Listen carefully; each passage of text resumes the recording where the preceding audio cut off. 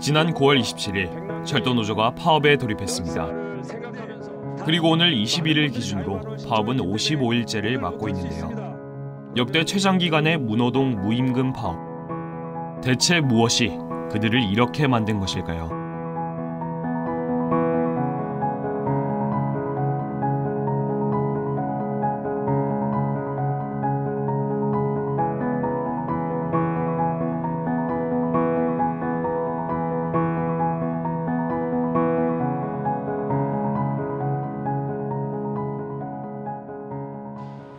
현재 철도노조는 공공기관 성과연봉제 도입을 철회할 것을 요구하고 있습니다.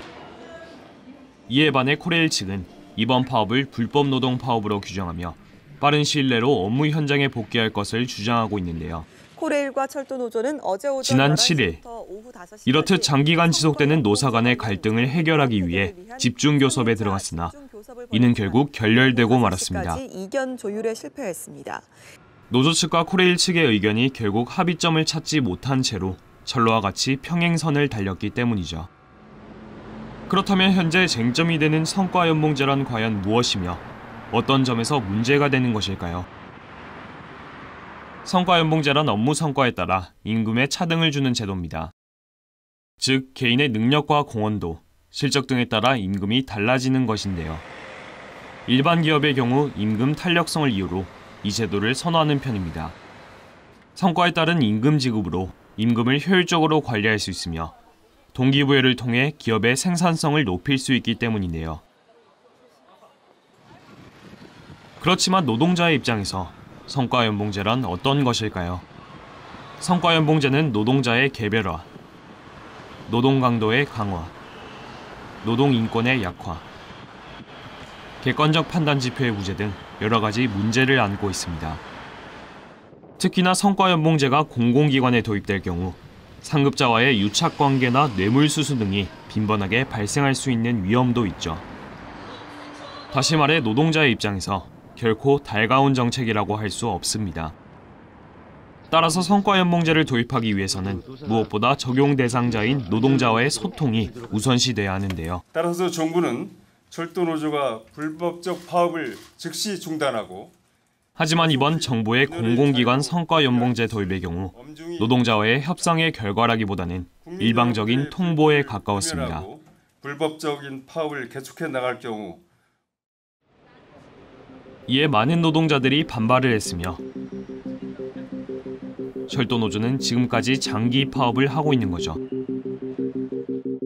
정부의 일방적인 통보로 인한 피해는 비단 공공기관 노동자들에 국한되는 것이 아니었습니다. 이제 배차 간격이 좀 많이 그렇게 되니까 약속 시간도 늦어지고 학교 갈 때도 조금 불편해서 그런 거 많았어요. 지하철 파업 때문에 수업이 1교시였는데 연착이 돼가지고 학교 수업도 늦고 너무 불편했어요. 지난 16일 기준 현재 철도 운행률은 높은 수치를 보여주고 있습니다. 이는 대체 인력의 투입이 굉장히 활발하게 이루어지고 있기 때문인데요. 그렇지만 여기서 문제가 발생합니다. 인원을 충당하기 위해서는 미숙련 대체 인원의 투입 확대가 불가피하기 때문입니다. 이는 크고 작은 열차 사고의 원인이 될 수 있는데요. 실제로 철도노조 파업 이후 열차 사고가 잇따라 발생한 것을 볼 수 있습니다. 어젯밤 대구에서 서울로 향하던 KTX 불과 열흘 전 부산에서 서울로 향하는 KTX 184호의 단전으로 대구 와룡산 제1호 터널에서 55분간 열차가 멈추는 사고가 발생했으며 또한 10월 23일 지하철 3호선 전동차에서 연기가 발생해 승객들이 승강장으로 대피한 사례도 있었는데요. 승객들이 긴급 대피했습니다. 이렇듯 정부의 성급하고 강제적인 성과연봉제 도입은 노동자들의 노동 인권을 침해할 뿐만 아니라 일반 시민들에게까지 피해를 주고 있습니다.